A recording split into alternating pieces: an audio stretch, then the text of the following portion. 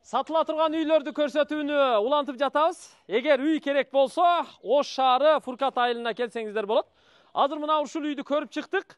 80 000 доллар кеми бар деп айтып жатат ээси. Бул жагынан караганда, караңыздар, бир кабат көрүнүшү мүмкүн. Бирок ылдыйга түшкөндө бул 2 кабат мансарт. Жолдон бир аз ылдыйраак болгон үчүн бул жагына атайын көрүп турасыздар. Дүкөн ачыптыр. Темир каркастар менен жасап, жылуулап, бул дүкөндү дагы ачып коюптур. Азырынча кеңсе катары иштеп турат экен. Дүкөн кылып ачып иштетсеңиздер болот. Жери негизи 5 сотук, мына кошунанын дубалына чейин барып такалат, жогору жагы.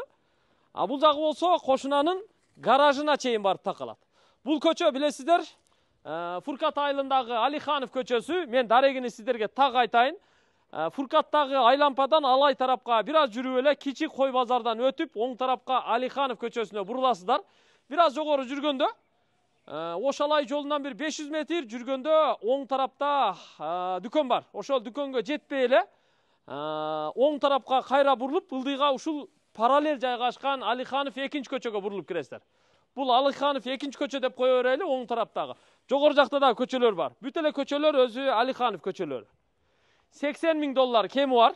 Оштогу Төлөйкөн, Анар, Кулатов, Кичи райондорунан сатыла турган батирлер болсо алмашууга варианттар бар. Кызыл китеби да бар экен, үйдүн тех паспорту, анан домовойлору дагы бар экен. Жүрүңүздөр, мына көчө жактарын көрүп турасыздар, темир решетка кылып жасап койгон. Бул жактарга мына стяжка куйган көрүп турасыздар. Үйдүн кире бериши мына ушул жер. Түшүп эле мына тепкич менен ылдый түшөбүз. Биринчи кезекте үйдү көрсөтүп чыгалы. Мына бул жерге келгенде, мына бул жерде эми веранда дейбизби, терраса дейбизби, ушул жер эми мына үйдүн алдындагы террасасы. Киргенде мына көрүп турасыздар, дүкөндүн астына атайын сөөрү тапчан коюлган. Бул дүкөндагы көрүп турасыздар, мына аябай бекем темир профилдерден жасалыптыр негизи. Асты сөөрү тапчан. Бул жагы болсо мына кире бериштин сол жагы. Ал жак көмүркана, отункана болот экен. Бул жерде болсо мына суу кампа бар экен, 5 тонналык суу кампа. Үйдүн астына көрүп турасыздар, ушундай тегиз кылып стяжка куюп койгон.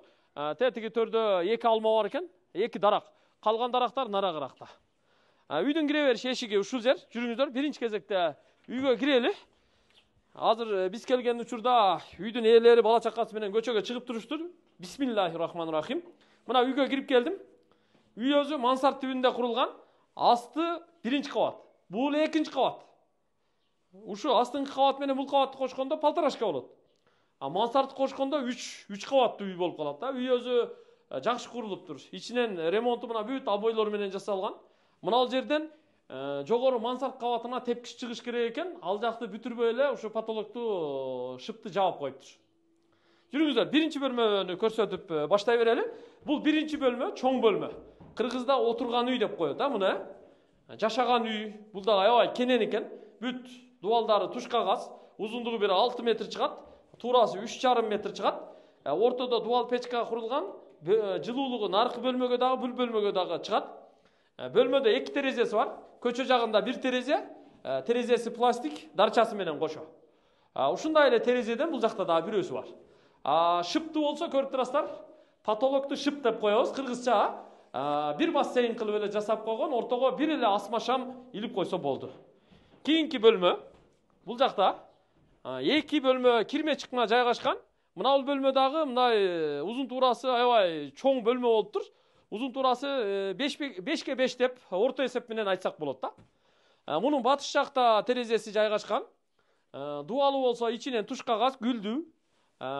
Шып болсо көрүп турасыздар, ушундай бассейн болуп жасалган. Ортого бир люстра илинет, анан асма шам илиш керек дагы көрүп турасыздар. Ортосу негизи жанагы кермешип болуп жасалыптыр. Кермешип бул натяжной. Кыргызча сүйлөп үйрөнө берели. Бул жакта болсо бул мейманкана, тойкана. Зал деп коебуз, гостиный деп коебуз. Көчө жакта бир терезеси жайгашкан, пардалары илинген.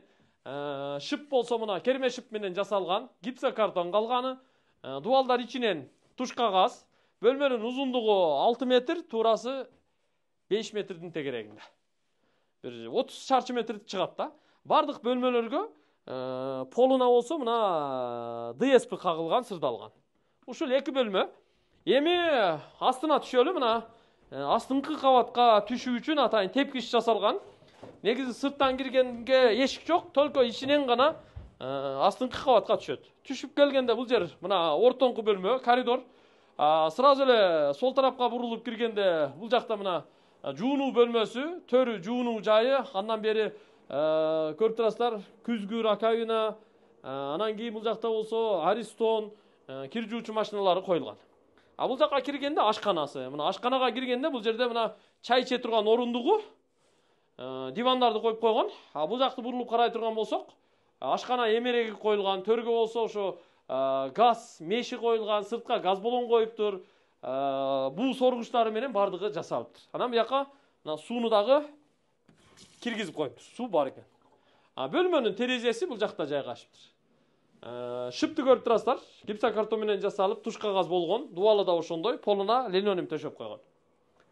Үстүнө чыгалы, сыртка чыгып туруп, калганын дагы улап көрсөтөйлү. $80,000 кеми бар дейт. Шаардан батирлер болсо мына алмашууга варианттар бар экен. Келиңиздер. Сыртка чыгып, азыр улап. Үйдүн сырткы фасады дагы мына көрүп турасыздар. Ачык түстө, бул декор эмес, бир баягы мраморный крошка деген сыяктуу каражат менен жасалыптыр негизи. Үйдүн асты эми мына жер аябай кенен да, көрүп турасыздар. Кааласаңыздар мына унаа токтоочу жай болсун десеңиздер, анда мына бул дүкөндү бир аз чоңойтуп, берака дагы ошончо кошуп, 2 унаа бата турган атайын гараж жасап койсо деле болот негизи. Ана мына алдындагы кошунанын үйүнүн аркасындагы жер да пока көрүп турасыздар, мына убактылуу пайдаланууга бул жакта экен. Гүл эгип коюптур, жакшы кылып, Анан бул жактары мына бүт пескоблок менен дубалы тосулган. Бул болсо кокон гилас, бул болсо алмурут экен. Бул жакта болсо төрдө сырткы ажаткана жайгашкан. Мынакей. Тосмого чейин. Жери 5 сотык да. Бул жакта болсо мына алмурут, бул жакта алма, наракта шабдалы, төрдө болсо кайнолу, ушундай дарактар эгилиптир. Бул жер болсо мына кичинекей дыйканчылык. Үй шартындагы дыйканчылык. Бул жака мына бадыраң, помидор жана башкаларды эгиптир. Үйдүн артында кошунанын курулушуна чейин ортодо бир 1 метрдей аралык бар экен. Үйдүн күнбатыш жагынан көрүнүшү, ана мансард кабаты, үстүнкү кабатынын терезелери да коюлуптур. Ошо ичинен гана бөлмө-бөлмө кылып бөлүш керек экен да, гана жасаш керек, бир тепкич жасап койсо болду. Үйдү эми $80,000 деп атат. Кеми бар албетте, түшүп берет. Эгер жаккан болсо, экрандагы номерларга чалып сүйлөшүңүздөр. Ушундай үйлөр эми бул орто баадагы үйлөр да. Азыр үйлөр аябай кымбаттап кетпедиби? Мисалы шаардын ичиндеги үйлөрдү сурасаң, кеминде 150 да. Атак 200, 250, 300, 400гө көтөрүлүп кетпеди. Бул эми орто баа $80,000. Эми нак бере турган болсоңуздар албетте түшүп берет. Алмашуу варианттары дагы бар. Ушул жерде мына Фуркат ай лампасындагы желбиреп турган желегибиз дагы аябай жакын көрүнөт экен. Түз эсептегенде бир 300 метр эле. Так бул жагы менен айланып келгенде ошо ай лампадан көп болсо 1 километр да. Ушундай туугандар, көрдүңүздөр, баарын кайра сыртка чыгабыз. Мына дүкөнүн дагы көрсөтүп коелу, дүкөндү. Ана мына жерге дагы машиналарды коюп койсо болот экен, бемарал. Бул жакта болсо мына дүкөнү бар. Дүкөнүн дагы ачып көрсөтүп коеюн сиздерге. Келиңиздер. Дүкөнү бул жакта. Бул азырынча кеңсе экен мына. Бир аз ишкерлик кылат окшойт үйдүн ээсичи. Бүт жылууланып, дубалы боелуптур. Полуна ламинат төшөптүр. Жумуш столу. Ушундай туугандар. Кандай дейсиздер? Болобу? $80,000. Ош шаары Фуркат айла Айлыханов көчөсүндө жайгашкан. Негизи Айлыханов көчөсү бул үй Фуркат ай лампасынын жанындагы дарыкана, эткана, маркеттер, банктар, медресе, мечит, мектеп, бала бакча бүт барына жакын да. Бул жакка түз чыга койгондо транспорт, маршруттук каттамдар, таксилер бар. Негизи жакшы туугандар. Эми таза суу келген бул жерге. Шаардыкы келген да, таза суу, Келген, болду. Таза суу бар. Интернет линиясы барбы, жокпу? Интернет линиясы келиптир, электр линиялары бардыгы тартылган. Ушундай туугандар. Болду да жыйынтыктайбыз. Аманчылыкта көрүшөлү. Суу кампаны айттык. Ушундай туугандар. Ээси да ушул жерде турат. Бар болуңуздар, эгер үй керек болсо, ушул үйгө бир кызыгып көрүңүздөр. Биз себептүү ушул үйдүн ээси болуп калсаңыздар, Биз сүйүнөр элек. Аманчылыкта көрүшөлү, кызматыңыздардабыз.